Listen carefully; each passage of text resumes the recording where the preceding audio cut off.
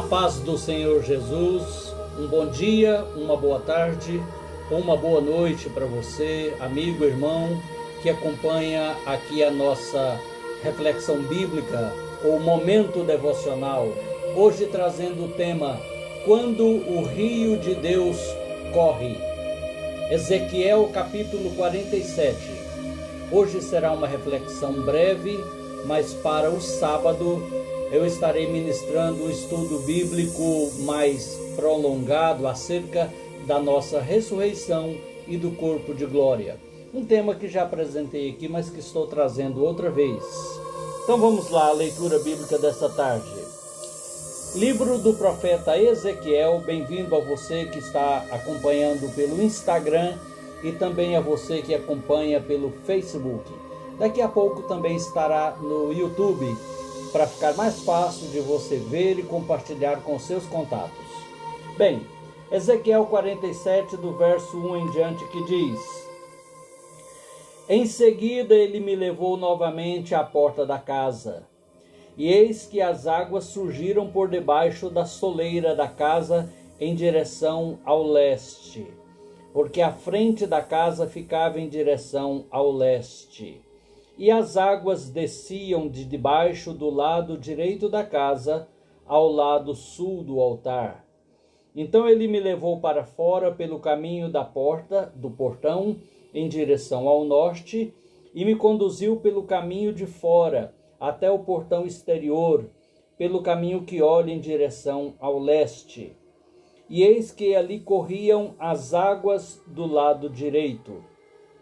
E quando o homem que tinha um cordel em sua mão saiu em direção ao leste, ele mediu 1000 côvados e me levou através das águas. As águas estavam pelos tornozelos. Novamente ele mediu 1000 e me levou através das águas. As águas estavam pelos joelhos.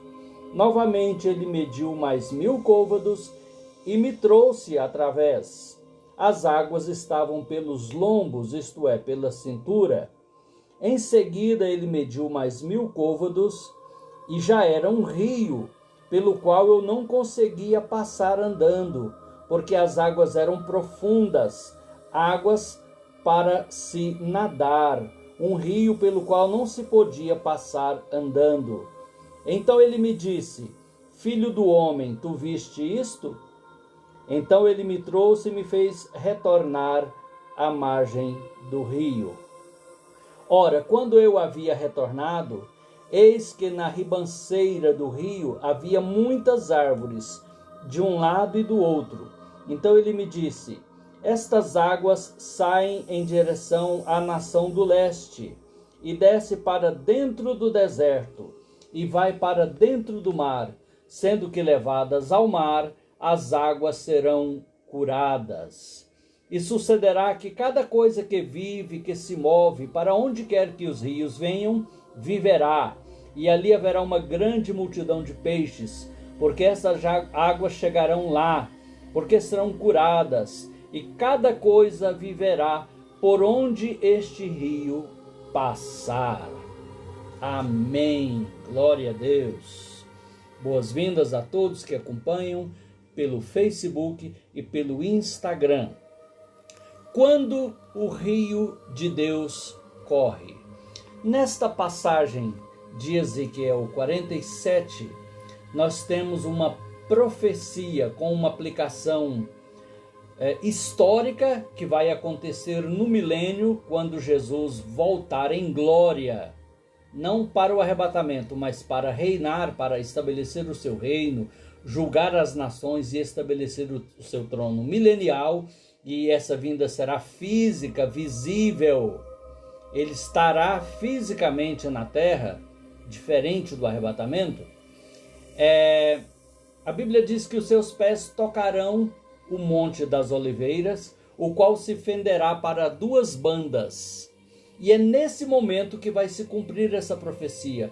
Um rio, um ribeiro nascerá do Monte das Oliveiras e vai correr até o Mar Morto e vai sarar as águas do Mar Morto, onde nada se vive. mas ali haverá vida tanto de plantas quanto de peixes, quanto das demais espécies animais. Esta é a aplicação profética literal. No entanto, como muitas outras passagens bíblicas, esta também tem uma aplicação profética no sentido espiritual, porque aponta para o rio do Espírito Santo de Deus, o rio da graça, o rio de Deus em nossas vidas. Tal qual será o papel destas águas para aquela nação, a nação de Israel, para com aquele mar, o mar morto que então reviverá, tal também é a ação do Espírito de Deus em nossas vidas. Jesus falou disso quando falou: quem crer em mim, como diz a Escritura, interrompendo a minha transmissão.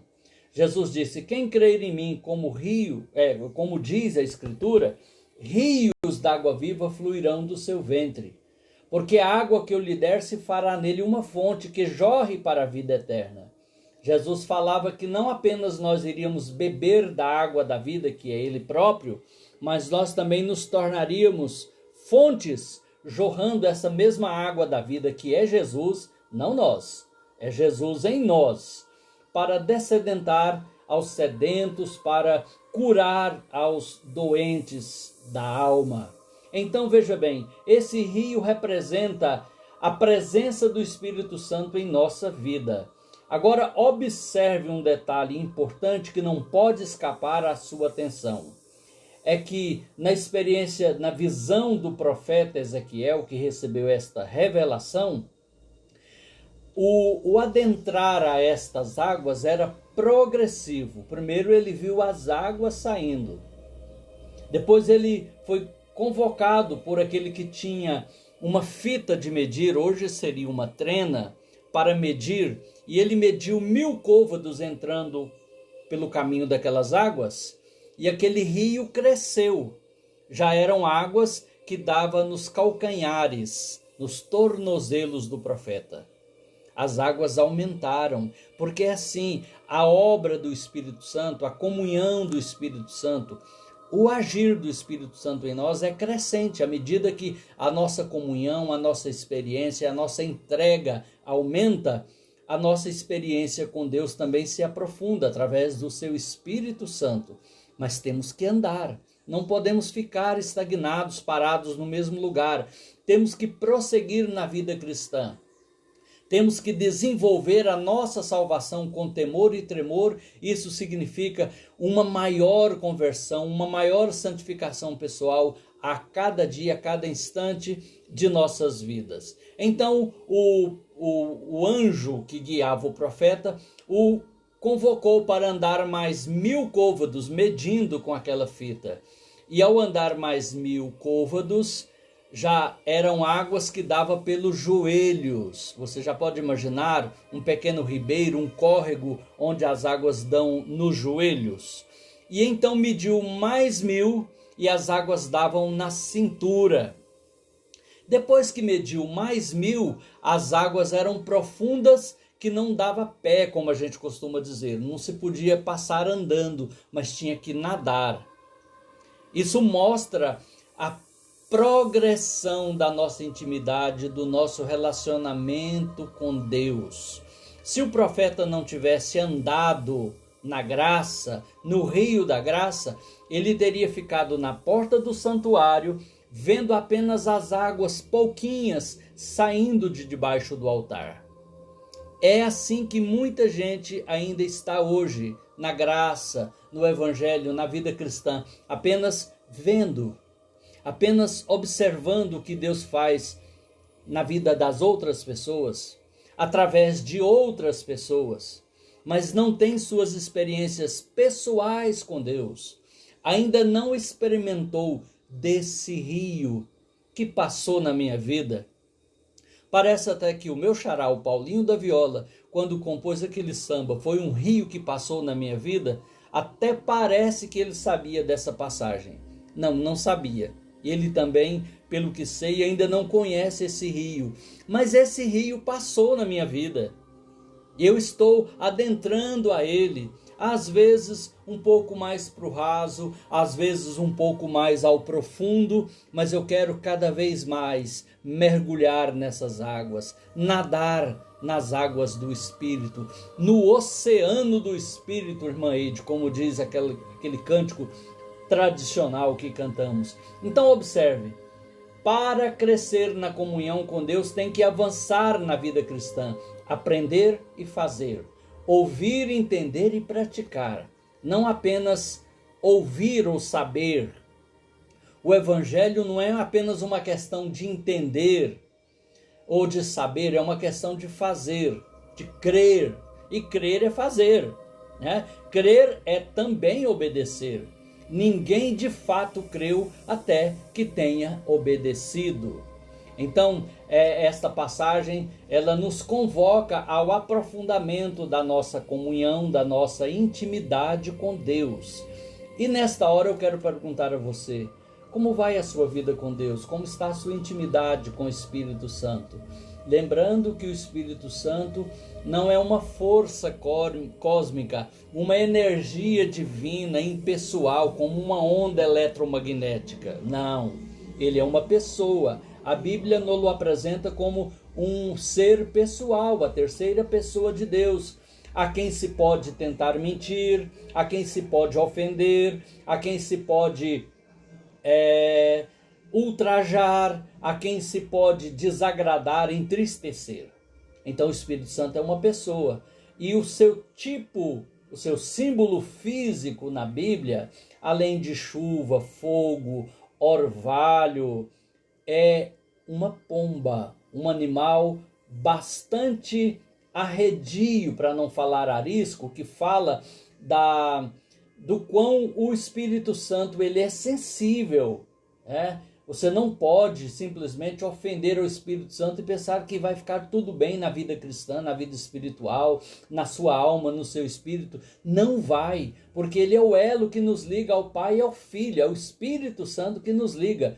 Ele é o Paráclito, o Consolador que Jesus enviou da parte do Pai, enviou para nós. Jesus disse, eu rogarei ao Pai e ele enviará o Espírito Santo, o Consolador, em meu nome. Ele está aqui em nome do Filho.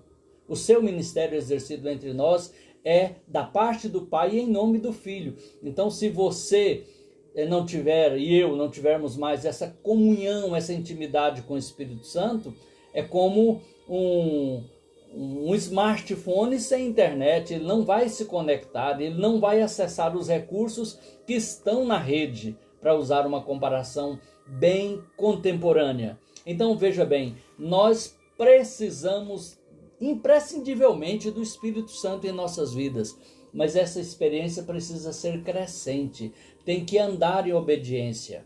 O profeta andou em obediência e a revelação foi sendo progressiva, gradual, aumentando para ele, ao ponto de, depois de andar 4.000 côvados, ele já estava num rio que se podia passar a nado. E aí ele então foi levado à margem do rio. E ao chegar à margem, ele percebeu os efeitos daquele rio por onde o rio passava. Ele sarava as águas do mar, que são salgadas. A do Mar Morto, então, salgadíssima, totalmente ácida, tóxica, da qual não se pode beber e na qual não vive nenhuma espécie, nem de plantas e nem de animais, porque são totalmente estéreis. Mas quando as águas do rio de Deus chegar naquele mar, ele vai se tornar sarado, diz a Bíblia, curado. Como tem sido a vida das pessoas que você conhece? Quantas pessoas que estão como o Mar Morto? São estéreis, não conseguem gerar nada de bom, nada que agrade a Deus, uma adoração verdadeira, um culto genuíno, agradável e aceitável a Deus.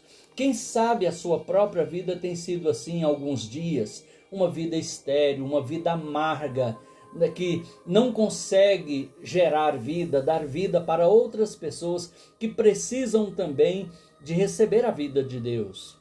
Mas quando o Espírito Santo nos alcança, quando ele nos enche, quando Ele nos sara, quando Ele nos cura, nós não só temos vida, mas nós também damos vida.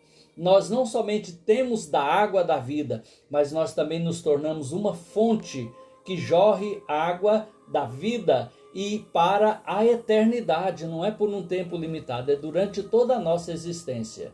Então, nesta hora, queridos amigos e amigas que acompanham aqui o nosso momento de reflexão, eu deixo com você esta exortação, esta palavra de encorajamento. Permita que o rio de Deus corra em sua vida. E também obedeça ao ponto de andar, de aprofundar, entrando mais e mais nas águas desse rio. Lembrando que esse rio, o rio do Espírito Santo, ele corre no leito da palavra. Ele não age, não atua, não opera fora dos parâmetros bíblicos. Ninguém por aí tem o direito de inventar operações ou ações do Espírito Santo que não estejam concordes com a Bíblia Sagrada. Porque o rio corre no leito. Quando um rio sai fora do seu leito, você já sabe, é enchente, inundação e desastre. Mas o rio do Espírito Santo não corre fora do leito da palavra. Por isso que é muito importante que você conheça a Bíblia, que você estude a Bíblia, que você medite na Bíblia, mas sobretudo que você obedeça à Bíblia Sagrada, para que o Espírito Santo tenha o espaço, a liberdade de operar em você, fazendo correr em sua vida este rio de Deus. Quando o rio de Deus corre, a vida, a cura, a restauração. Que Deus te abençoe nesta hora, no poderoso nome de Jesus. Sim, é uma reflexão mais breve, é um momento de reflexão. Para sábado teremos um estudo bíblico mais prolongado, trazendo o tema a nossa ressurreição e o corpo de glória. Um tema para mim palpitante, que eu gosto muito. Que Deus te abençoe no nome de Jesus e deixe o rio de Deus correr na sua vida. Amém?